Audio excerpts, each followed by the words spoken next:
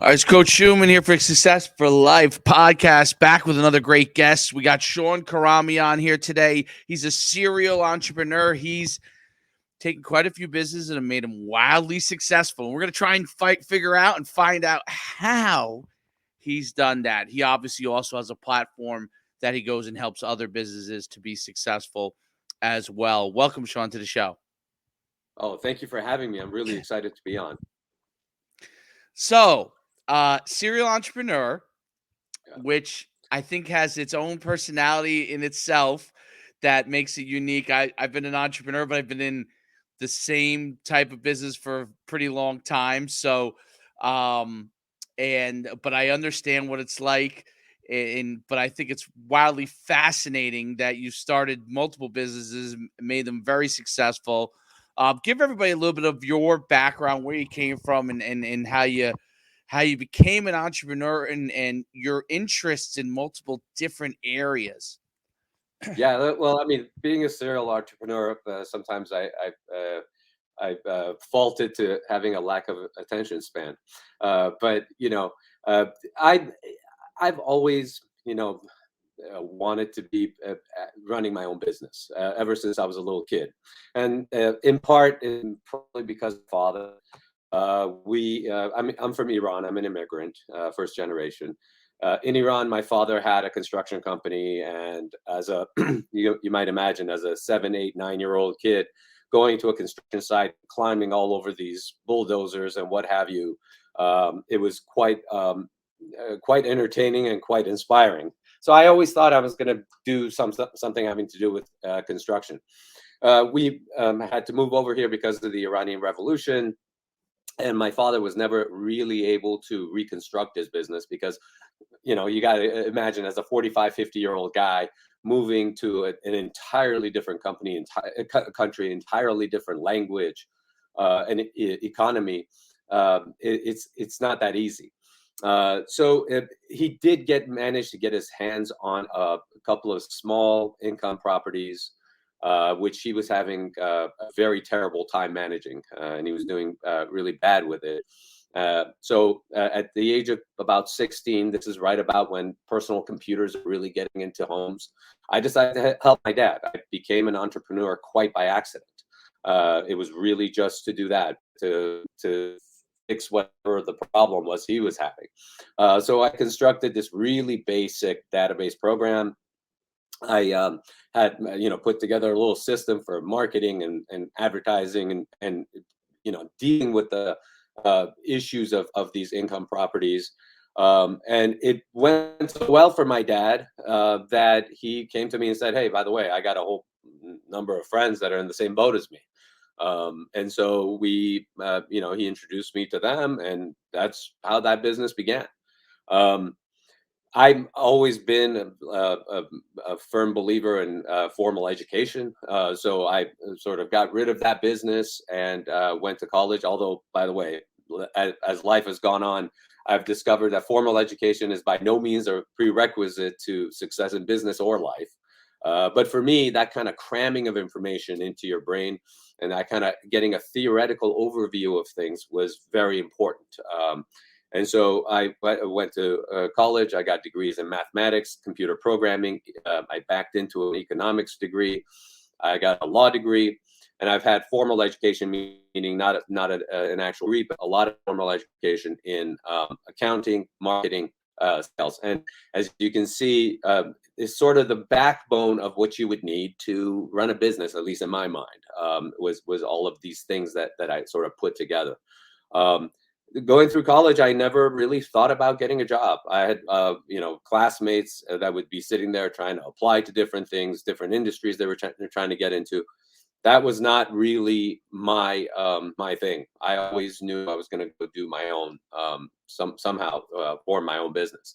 And it wasn't until recently, in the past few years, that I realized, when talking to my wife, I said, I've never done a resume. I've done bios, but I've never done a resume. I've never worked for a company and received a W-2 from a company that I haven't owned. It just was something I hadn't even thought about. And so The reason primarily I ended up doing multiple businesses and running multiple businesses at once was really that I would get into a business and I'm an assembly line guy. So I'm looking at different processes and how to sort of make them better, make them more efficient, things that cost the business a lot of money or are very difficult things or risky things, and sort of reducing that to something. And in creating those efficiencies, I would walk into a separate business. Sometimes because creating the efficiencies, meaning fixing that problem, was itself so costly that I would have to make it another business. I would have to make it, market it to different places in order for that cost of creating it to make sense. So that's really the way I got into multiple businesses at once. And I'll give you an example. I was running a business that used a lot medical records, medical archiving, things like that. It was a big issue for the business. So what I did was I formed a medical archiving and medical records business. I actually marketed it to my competitors, and then I figured out other uses for it, how other industries could use a similar product, and how I could market it to them. That business became a bigger business than the business that inspired it.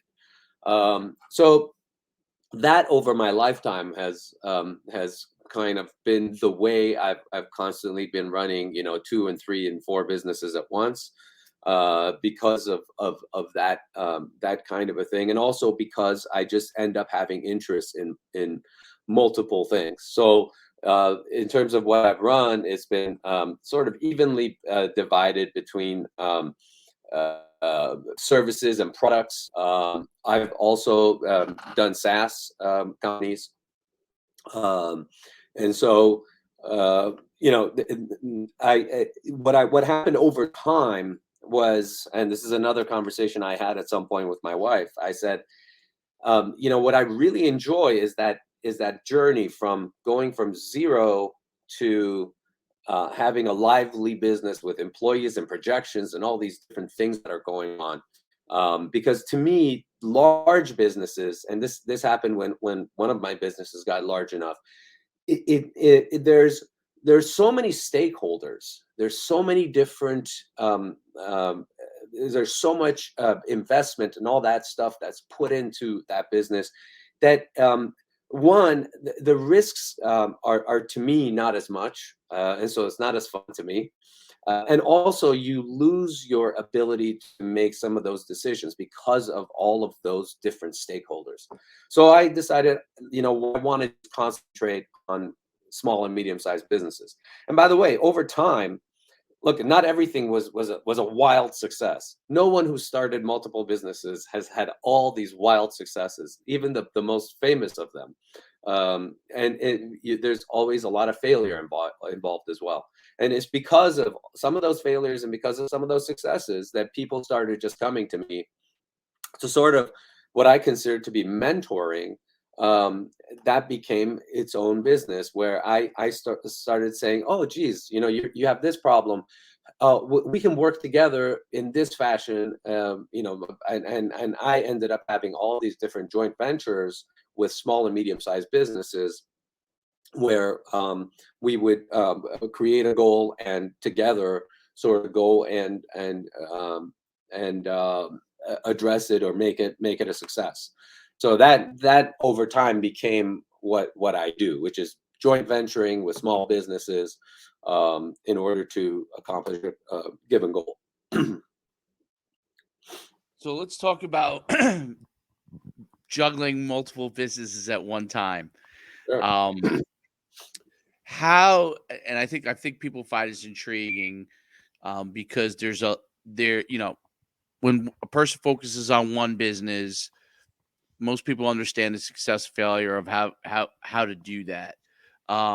It fails for certain reasons, succeeds for certain reasons, and we'll get into that a little bit later. But juggling multiple businesses and making that successful, what are some of the things that you have to have in place, competency-wise, personnel-wise, and product wise in order to make that successful? Because I could imagine that being a very difficult task, because if you don't put enough energy into each one, they could all fail, right? So you end up serving multiple masters by having multiple business. How have you been able to make that work?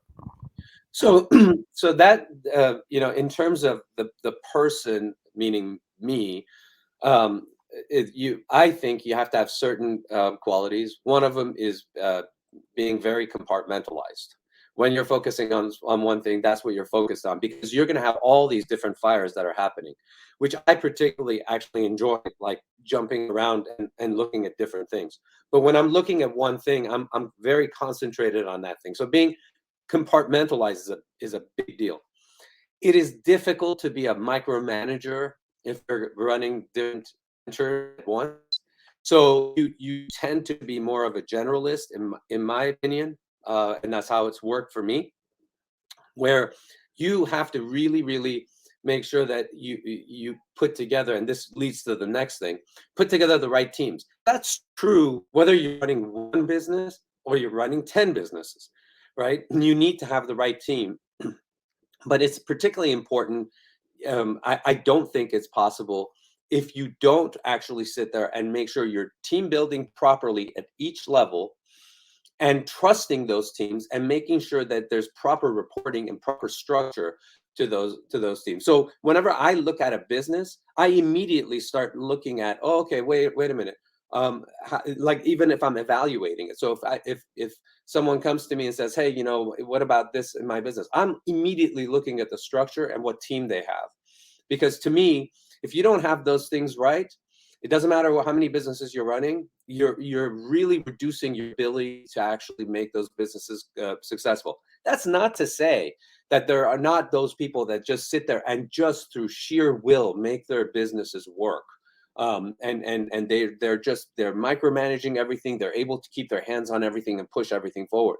But if you're going to actually grow it, to me, you're going to need that. So in terms of the personality of the person that would be running multiple businesses, those are the three traits that I think are most important. There are obviously lots of others, but those are the three that I think are most important to have as that person. What is it about serial entrepreneurship and having multiple businesses that drives you? Is it the variety? Is it now, are a lot of times these businesses related to each other, or like complementary business, or are they totally unrelated businesses that require different competencies?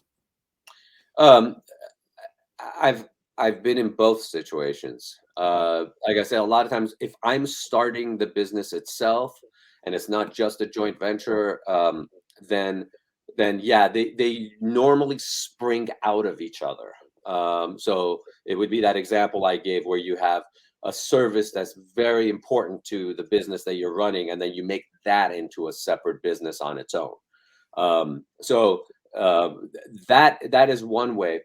Right now, I have both types of situations, because what will happen is, for example, someone will come to me and say, "Hey, I have this company that I'm running." Like a typical example would be they have a distributor relationship where, let's say, so the example would be like, for example, Nike, but I don't work with big companies like that, but um, Nike sells to Foot Locker or all these different retailers. So they have this distributor network that gets their products out to those retail shops that ultimately sell to the consumer. So the traditional model was, oh yeah, that's the way you sell to consumers. Even if you have a consumer brand, as you grow, that's the way you do it. That model to me is outdated. And you can see even Fortune 500 companies that have consumer products, that's what they're doing. Nike is a perfect example. It now sells shoes directly to consumers. So a typical example would be a company, a small or medium-sized company that has that distributor relationship. And then what we do is we form a separate LLC, and I will bring in my team and my company, and we will form a partnership where we manage the direct to consumer relationship for that company. We become partners in that portion of the business. They have a wonderful, great distributor relationship, that business that's going on. We create and manage the direct to consumer relationship. In that respect, I end up running companies that are vastly different. They may sell completely different products in completely different industries, but at the same time, look, to me, running a business, you're gonna need to, for example, that building of a team, the concept of it, or how you go about putting things together, or how you go about putting a structure together. As a general rule, there's a lot of general things that apply to all of these businesses. So you apply that, and then you bring in specific expertise within those industries. That's wildly interesting. I'll tell you this. I'll be honest with you. I read the equivalent of one plus book a week. That's why I read a book. What I do is I may be reading books, but I will read guides and various things to educate myself on a daily basis. I spend, if you look at the number of pages, I may read hundreds of pages a day, every single day, 7 days a week. So that's a typical thing that I do as well. Well, I think continuing education and being able to educate yourself on everything is a key component for learning how to get business, to sell, to manage people, to lead, because things are always changing and nothing stays the same, and new technologies come out and new ways of doing things, and there's old principles that always apply, but there's always obviously new things that can be done differently to continue to grow business. So what is some of the founding principles that you have as far as helping people to build business? What are the things they need to do to be successful like you have in business? Yeah, there's several different things. One is I'll just take your show, kind of, right, because you deal with a lot of athletes. You yourself are a former athlete, and you have a lot of athletes on your show. One thing I enjoy actually are athletes who've played team sports. That gives them tools that, to me, for example, is unusual in a lot of respects, and I value that, for example, over a lot of other traits, a lot of educational things that people may come through with. And that's because once you've played team sports in that fashion, the things that I see, the way they function within a group, and how they make projects successful, is incredibly important. You can teach a lot of other things. That is something that is difficult to teach once the person comes to you and they're starting to work. They're at that working age and they're trying to put together a career. So it is incredibly important. I've said this early. I said this earlier. Is how to build a team, how to put it together, and the traits you need in order to have that together. But more importantly, when you're looking at, and this is things that come up, you mentioned things that apply to different small and medium-sized businesses, things that are general to things.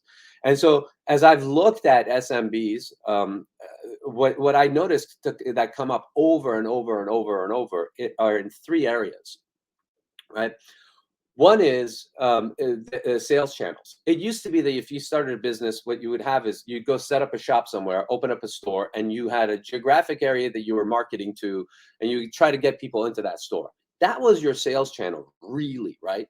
That's completely changed. Speaking of things that used to be a certain way, and you apply general principles that apply from back then, but things have changed, right? That now you have the opportunity to use multiple sales channels, right? You can have a physical store, but you can also be selling on Amazon. You can also be selling on Walmart. You could also, there's all these different avenues open to you where you can get on social media. There's all of these different avenues. So what I noticed with SMBs is usually what that's common to SMBs is they're underutilizing and overutilizing sales channels at the same time. And I'll very briefly say how that works. They're in the wrong sales channels and they're not in enough of the right ones. So that happens a lot. Second thing is a lot of SMBs build themselves on new customer acquisition to the exclusion of dealing with their current customers. And big companies know this, and they know it well, that it's much cheaper and much easier to market to your current customers than it is to acquire a new customer. So while it's important to acquire new customers, it's equally important to be upselling, cross-selling, creating subscription programs, and creating monthly recurring revenues. That's something that a lot of small and medium-sized businesses miss. Number three is in the area of logistics and supply chains. And I stole a quote from General Eisenhower, who years ago said that battles, campaigns, and even wars, and I modified it, and even businesses are won and lost primarily based on logistics. And so that's an area that, again, small and medium-sized businesses miss a lot. Now, looking at general principles to follow, another thing that happens is also, I say this to people, your product is not your business, but your business is your product. Okay. And that means a certain thing. This comes up all the time, where they think their business is that product that they're selling. And this happens, for example, the best way to demonstrate it, I found, is with professional services, like a doctor. If you go to a doctor, you say, "What's your business?" They'll talk about the service they provide. That's their business. Healing people, what in general terms, healing people. That's what I do. That's my business. That is not your business. So your product is not your entire business. Your business is how your staff treats your patients, how much they have to wait, how you're getting those patients, what kind of phone mannerisms they have, what kind of ways do your patients actually are they able to communicate with you? How are you able to help them? What are the different avenues outside of them walking into your office and sitting on an examination table? What else do you do for them? So all of those things become that business, right? That's the product that you're giving to the world. So when you're selling a product, when you're Nike and you're selling shoes, right? Yes, you're selling shoes. That's not your entire business. How you treat your customers, how you deal with them, how you respond to them when they need a refund. What if a product doesn't get there the right way? What if the delivery method is not the right way? What if it doesn't meet their expectations? All of those things are the product you're giving to the world. So your business is product of your business. Next thing that people do is they, oh yeah, they're always adjusting their budgets. It's very important to have a very tight budget, but don't be cheap. There's two different things. There are things you should be spending on, and you should be really concentrating on those things. And there's things that you shouldn't be spending on. So run a tight budget, but don't be cheap. Another thing that probably maybe you've heard in other areas, there's a common quote that you may hear is, "Don't let the perfect be the enemy of the good." If you're trying to run a business, waiting till you have the perfect system or the perfect product that doesn't have this or the other is absolute mistake. One, you'll never launch it. Two, you'll never even know what perfect is, because your idea, your opinion of your product is not the market's opinion of your product. And people commonly make that mistake. So whatever you think is perfect may not be what the market thinks is perfect. So unless you get out there and you put that product out and you start doing stuff with it, you're never even going to learn how to improve it properly in a way that people actually want you to improve it. So these are some of the common things that come up with dealing with small and medium-sized businesses. I think businesses in general have a hard time with figuring out multiple streams of income. So generally they get one product, right? And you're told, hone in on that product, leverage as much as you can. And then if that is no longer a hot product, they haven't leveraged it to get any kind of multiple streams of income. What are some ways that businesses can gain multiple streams of income? And maybe you could use an example of something you've done or that you've consulted on. Well, I'll give you actually an example that I use from time to time. Company came to us, and I like using recency because that incorporates like code and all this. huge disruption that's occurred to us economically. And so company came to us, they sold humidifiers. Okay. And this is right after the lockdowns, right? So your natural thing would be, wow, you're at the right place at the right time, right? People are now concerned, have this health concern. There's these lockdowns where they're sitting at home. And of course, humidifier is one of those things that you can market to people based on its, making a more healthy, environment inside their home, right? They were failing miserably. So they had an existing business. They were selling thousands and thousands of these humidifiers. The business was failing, and they said, well, actually, we got a problem. We have a sourcing problem because we get our stuff from China. Number two, we have as we're having trouble filling these orders, we're getting all these bad reviews. And so that's caused, all this stuff is cascading, and we're in a whole mess. My first question wasn't even, what's happening with those things. My first question was, what else are you selling? What are you selling to these current customers that you have? Do you have the essential oils? Do you have the filters? No. See, and that business, was specifically focused on new customer acquisition, on a product that they're probably not going to return to you very often to buy another one, right? This is not something you're going to have a whole lot of recurring business from the same customer. So now what they have is a sourcing problem. They have a review problem. Now, by the way, the first thing that we wanted to do was go back to those old customers and say, hey, by the way, we have the other products. So adding these, just a couple of little products, and say, and we can have them delivered to you, exactly every month, as much as you need. You just, and we put together that subscription program for them, so that we could actually have something that we're sending to those customers. Now, here's what happens. Not only do you create another stream of income, not only is it a regular stream of income where month by month by month, actually we ended up acquiring that business, to tell you the truth. But this was the reason, because they were missing exactly these things. So month after month, you're getting those dollars in, okay? But those customers that you're selling to, since they have an existing relationship with you, and they're going back and forth with you, they're a lot more likely to give you positive reviews than negative ones. They're going to give you a lot more leeway when something goes wrong to fix it than a one-time purchase. And not only that, you have a lot more options, right? Because you're now offering more things to these customers. If something doesn't work right, you can offer them something else. So some way of making it right for that customer, okay? What we did was we actually changed their sourcing to a more expensive sourcing right away.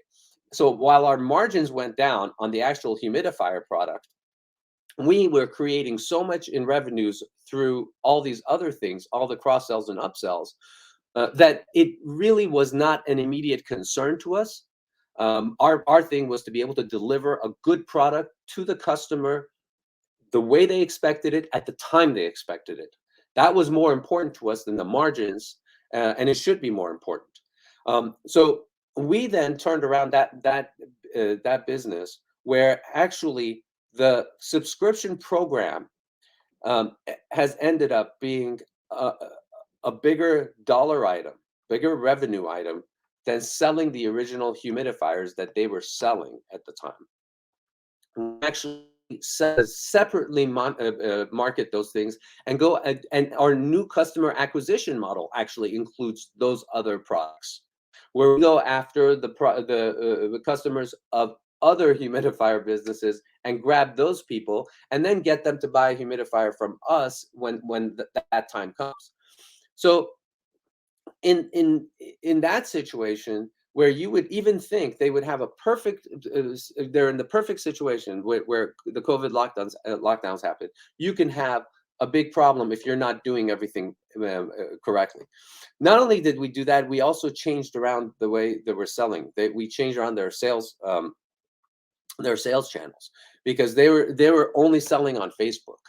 And to us, that didn't make sense. There was nothing wrong with selling on Facebook, but there are lots of other places that you should be selling. For example, Amazon, which they were not selling. And so we started expanding their sales channels, unlocking a whole lot of revenue that would be coming to that business, having them compete with other businesses in ways that they weren't doing before. And from there, we actually made a very, very healthy company, which now has a whole line of products that it's selling. I'll tell you what's really interesting. So, obviously, developing those multiple streams of income and those additional services or products are huge. When it comes to the customer, going back to the customer a second or third time for additional things, how do you approach that customer? I think that's a big question that people have too, right? We sell somebody something. What is the right time to ask again? How often can you ask? Obviously, you want to always increase the lifetime value of that customer in your business, but how do you go back to them in the right way that you can get them to purchase again? That's a actually really great question. One thing that's important that is to realize that those customers, especially with all the privacy changes that are coming up, your direct relationship with these customers is like gold. Okay, because you don't have to worry about those privacy concerns. You don't have to worry about what Apple does, what Facebook does. You know these customers. You have their information. And a lot of what we recommend a lot is just going through email, right? But you have to also realize is that those customers that you have, they're getting just hammered by email. There's email coming through, and it's all this junk that's come that what they view as junk. So it's incredibly important not to be selling all the time. What I talk about when I'm talking about email is consider that someone has invited you to their home. When someone gives you their email and says it's okay for you to email me, imagine that you're being invited into their home. And I think that a lot of people do think of it sort of that way. What? Wait a minute, you're emailing me. Um, it's kind of private to them, right? And so, when you're approaching them and you're communicating with them, imagine that's what you're doing, and start communicating with them and not selling all the time. Send them stuff, create a newsletter and send it out to your list, and not don't talk about any product you're selling. Don't try to sell them on anything. Give them value, give them information that matters with respect to areas that they would expect you to have expertise in. So if you're selling humidifiers, talk about air quality, talk about things that they can do, talk about new advances. Don't necessarily sit there and sell them on it. Get them to actually read and interact with what you're selling, and then pick certain times every little bit to go back to them and say, hey, by the way, we have this thing for you, and something, and so weave it into what you've actually been sending out to them in terms of information. So me, if I were going to pick um, principles that like most important principles is exactly what I said is treat it as their living room that you're walking into and give them information. Don't always be selling. Don't always be sending all this stuff. Oh, here's the next sale, the next sale, the next sale. They'll stop reading that. And it's going to become less and less and less effective. And eventually, if they don't unsubscribe, they're just going to skip over and delete your emails. So that's incredibly important. I think that's one of the most tricky things with email is even with the newsletter as you're when you're providing value, right? I've personally had people that continue to go to my programs that have actually unsubscribed, but they still sign up for stuff, right? So they really don't want to get emails anymore. They like, well, we know the website, we know but when we'll sign up when we're ready.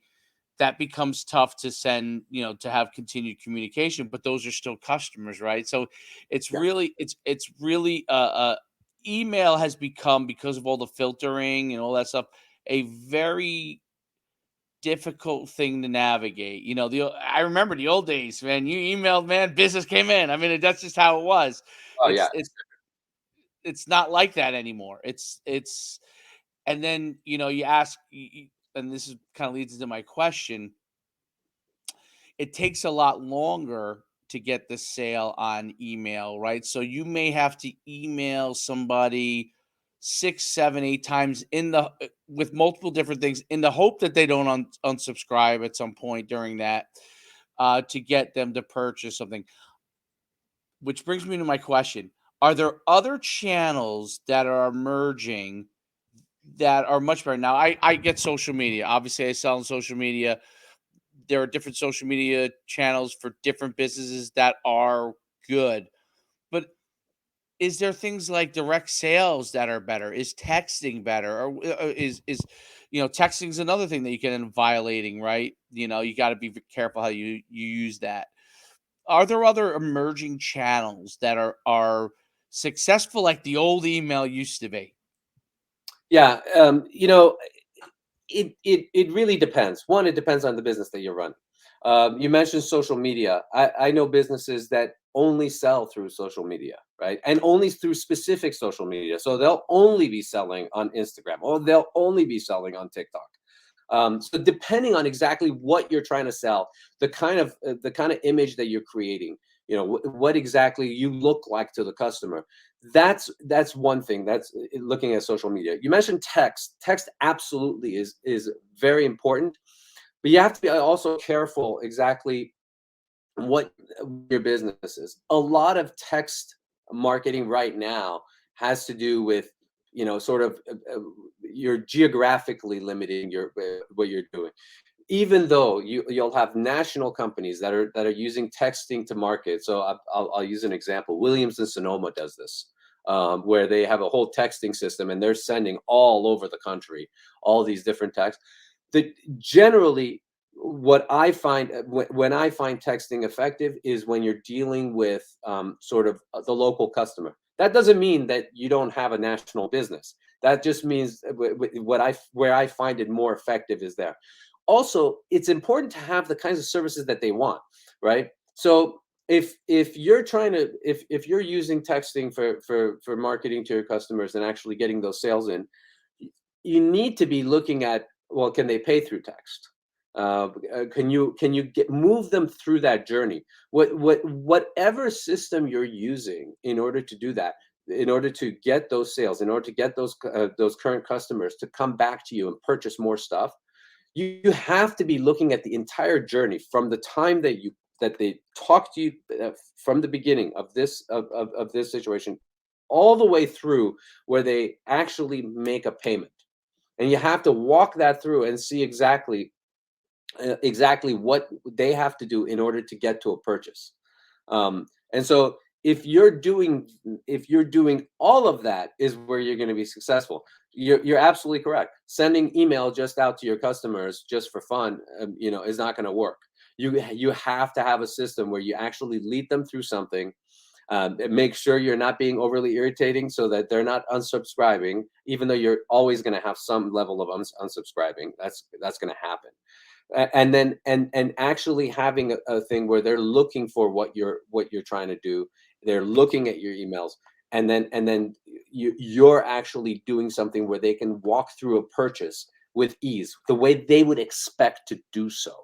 Um, and no matter what channel you use, whether you're using social media, you're using email, you're using text, and those are really what I look at as the primary things that you would do to actually, do upsells, outside of if you're going to, whatever you have on your website.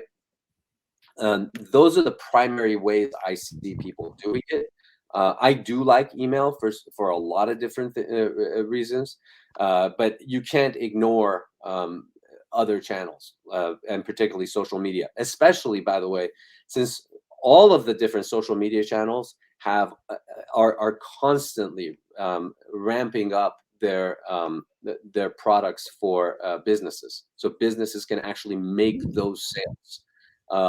So when you're looking at, for example, what, YouTube is doing, Right. Walmart, and here's another, way that people are advertising. Walmart just made a deal with Roku, where you can actually, select items right from the advertising. So there's a lot of new technology coming in. YouTube has that same feature, and they're introducing it more broadly, where you can actually sit there and shop right from the video. And so those are things that you need to be taking advantage of, but it has to match your business. It has to match your actual attitude, what you're projecting. This has been unbelievable.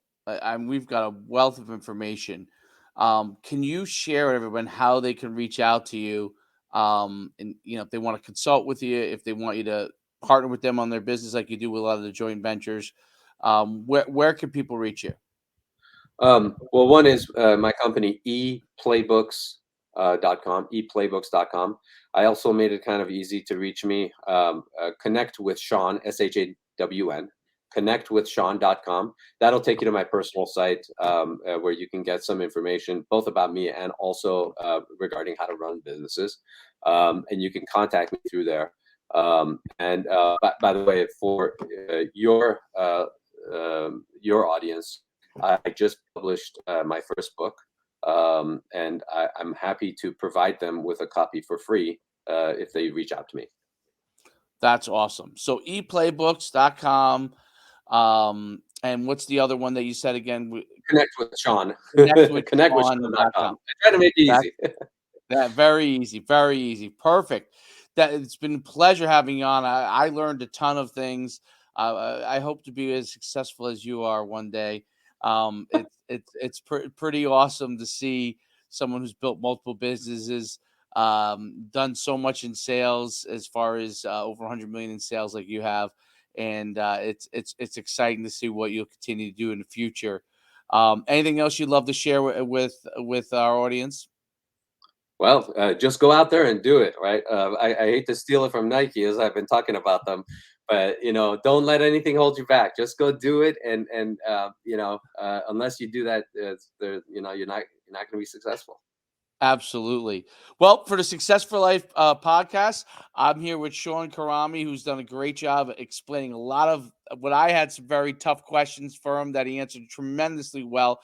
I'm Coach Schuman, and until next time, we will see you soon. My book should be coming out in the fall, which is Legendary Leadership, and for the Success for Life podcast, we'll see you guys all soon. Everything will be in the show notes as well. And till next time, have a great day. Thank you. Thank you.